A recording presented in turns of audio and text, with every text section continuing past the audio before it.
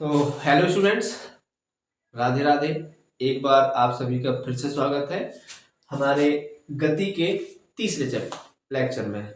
जो तीसरा लेक्चर है उसमें हम आपको गति के जो समीकरण हैं उनको कैसे हल किया जाता है। हालांकि आपको जो क्लास 11th में समझाए जाते हैं इनको कि कैसे हल करना है, लेकिन कॉम्पिटिटिव एग्जाम्स में केवल आपका काम इन फॉर्मूलों का ही होता है। इसके अलावा अगर आप क्लास 11 12th इन सब में तो इसको ड्राइव करने के लिए भी पूछा जा सकता है, लेकिन इसके बीच में क्या क्या किस तरीके से इन्हें हल किया जाता है वो सारी चीजें मैं आपको आज समझाने वाला हूं। तो चलें, सबसे पहले हम फर्स्ट इक्वेशन की बात करते हैं। पहला जो समीकरण है वो है v बराबर u प्लस ए टी। ये बहुत ही सरल है, बस आपको जरूरत है तो केवल त्वरण के फॉर्मूले की जरूरत है कि अगर आपको त्वरण का फॉर्मूला आता है तो आप इस इक्वेशन को बहुत आसानी से समझ जाएंगे। तो क्या होता है त्वरण का फॉर्मूला? वेग में परिवर्तन बटे समय। अगर हम वेग में परिवर्तन निकालें और समय से भाग दे दें तो हम त्वरण ज्ञात कर लेंगे।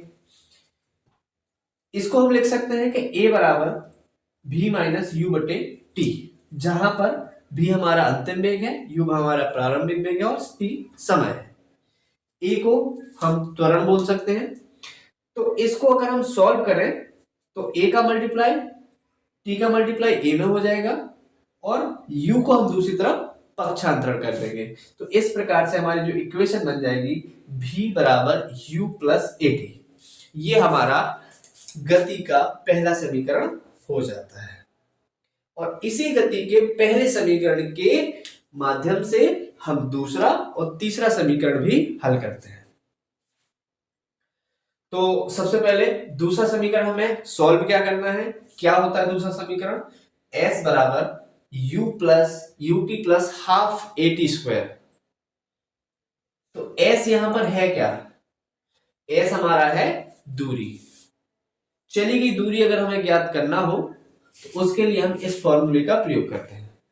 जब हम इन तीनों समीकरणों को हल कर लेंगे तब हम ये भी बताएंगे कि किस समय किस फॉर्मूले का उपयोग करना उचित होगा, क्योंकि जब हम न्यूमेरिकल्स या आंकिक प्रश्नों को हल करते हैं तब हमें ये पता होना चाहिए कि हमें किस समीकरण का उपयोग करना है। चलिए दूसरे समीकरण के बारे में देखते हैं कि उसे ड्राइव कैसे करते हैं। तो समीकरण है s बराबर you t plus half A T square, जहां पे s दूरी है और हम जानते हैं चाल बराबर दूरी बटे समय के फॉर्मूले से, सूत्र से, कि दूरी बराबर होता है वेलोसिटी इनटू टाइम, यानी कि वेग गुणा समय या चाल गुणा समय। लेकिन यहां पे किस वेलोसिटी की बात हो रही है? यहां पे बात हो रही है एवरेज वेलोसिटी की। तो एवरेज वेलोसिटी जो होती है वो हमारा प्रारंभिक वेग और अंतिम वेग दोनों का औसत होती है, यानी कि initial velocity and final velocity का एवरेज हमारी एवरेज वेलोसिटी कहलाती है। तो इसी फॉर्मूले को, एवरेज के फॉर्मूले को हम यहाँ पे वेलोसिटी के रूप में रख देते हैं और समय से मल्टीप्लाई करा देते हैं। तो s बराबर u plus A T by two into T हमें प्राप्त होता है। जब इसको हम और आगे सॉल्व करते हैं तो हम t का अंदर मल्टीप्लाई हम इसके बाद कराएंगे। सबसे पहले v का मान जो कि हमने समीकरण नंबर फर्स्ट से निकाला था यहां पर रख देंगे। जब हमने v का मान यहां रखा तो हमारे पास समीकरण क्या बना? u प्लस ए टी, ये रखा गया है v के स्थान पर।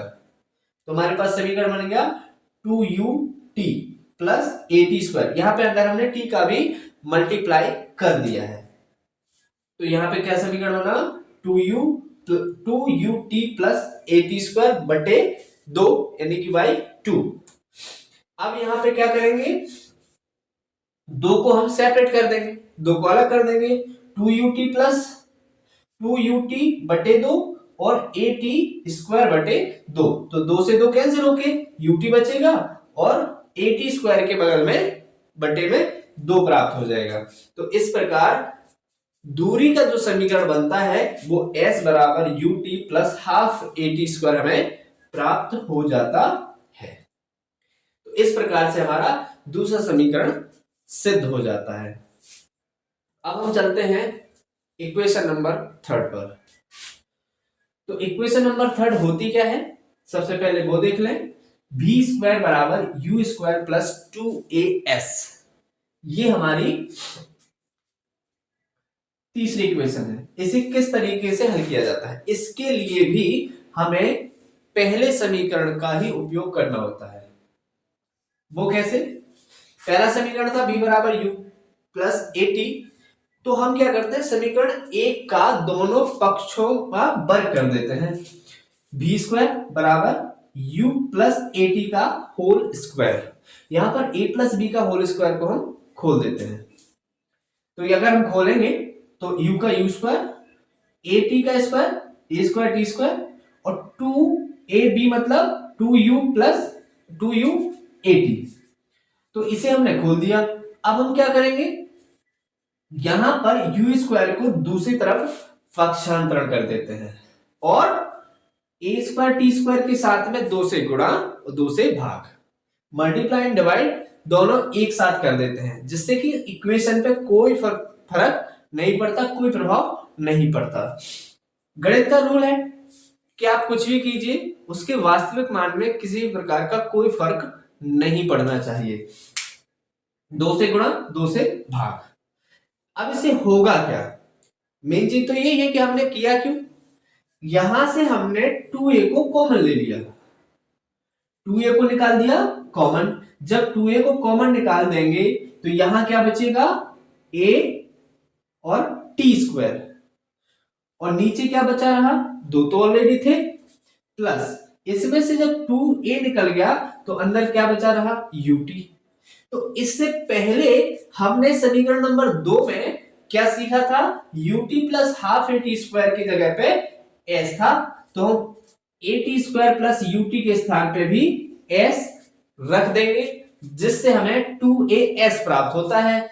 और हम उस u स्क्वायर को जो हमने पक्षांतरण करके दूसरी तरफ ले गए थे उसको पुनः दूसरी तरफ ले जाएंगे और हमें समीकरण प्राप्त हो जाता है v स्क्वायर बराबर u स्क्वायर प्लस 2as। तो इस प्रकार से हमें तीनों समीकरण सिद्ध करने होते हैं और तीनों समीकरण सिद्ध हो जाते हैं बहुत ही आसान तरीके से। इसमें किसी भी प्रकार की कोई घबराहट की जरूरत नहीं है कि हमें ये कोई टफ होते हैं, और इन्हें अगर हमें कभी नहीं याद आ रहा है तो हम इसे सॉल्व भी कर लेते हैं। अच्छा, ये तो बात हो गई गति के समीकरणों की। अब ये जो गति थी वो क्षैतिज गति के लिए, यानी कि जब हम क्षैतिज गति कराते हैं ऐसी परिस्थितियों में हम त्वरण को लेते हैं a के रूप में, एक्सेलरेशन के रूप में। लेकिन जब कोई वस्तु ऊर्ध्वाधर गति कर रही होती है, यानी कि या तो पृथ्वी से ऊपर जाए या पृथ्वी से नीचे की ओर आए, ऐसी परिस्थितियों में हम उसी त्वरण को g के रूप में मानते हैं। किस रूप में मानते हैं, g के रूप में, जिसे हम कहते हैं गुरुत्वीय त्वरण।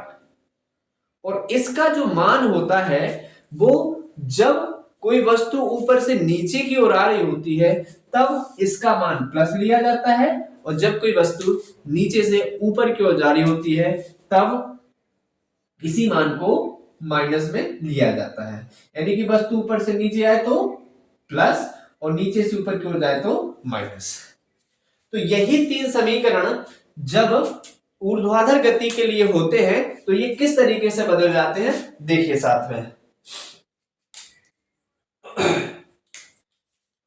v बराबर u माइनस gt, ये उस कंडीशन के लिए है जब वस्तु नीचे से ऊपर की ओर जा रही हो। जहां जहां भी माइनस लगे वहां पर वस्तु ऊपर की ओर जा रही है। और जहां प्लस लगे वहां पे वस्तु नीचे की ओर आ रही है। इसी प्रकार से हम यहाँ पे प्लस माइनस दोनों को साथ में लिखते जा रहे हैं। तो प्लस ऊपर से नीचे की ओर और माइनस नीचे से ऊपर की ओर प्रदर्शित करेगा।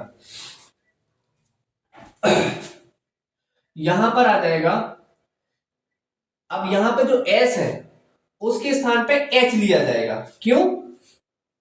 क्योंकि h मींस हाइट होता है। तो h is equal to u t plus minus 1/2 g t square हो जाएगा। तो इस तरीके से दूसरा हमारा समीकरण ये बन जाता है ऊर्ध्वाधर गति के लिए। इसी प्रकार से तीसरा जो समीकरण बनेगा v स्क्वायर बराबर you square plus minus 2g h। क्योंकि s है वो दूरी और h मतलब वो हाइट। तो इस तरीके से हमने तीनों समीकरणों को with horizontal motion and vertical motion दोनों तरीकों से समझा है। आई होप आप लोगों को समझ में आ गया होगा। अगर कोई भी चीज आपको समझ में ना आई हो, कहीं डाउट हो, तो कमेंट बॉक्स में कमेंट जरूर करें कि किस पॉइंट में हमें डाउट है। मिलते हैं नेक्स्ट वीडियो में, तब तक के लिए नमस्कार, थैंक यू।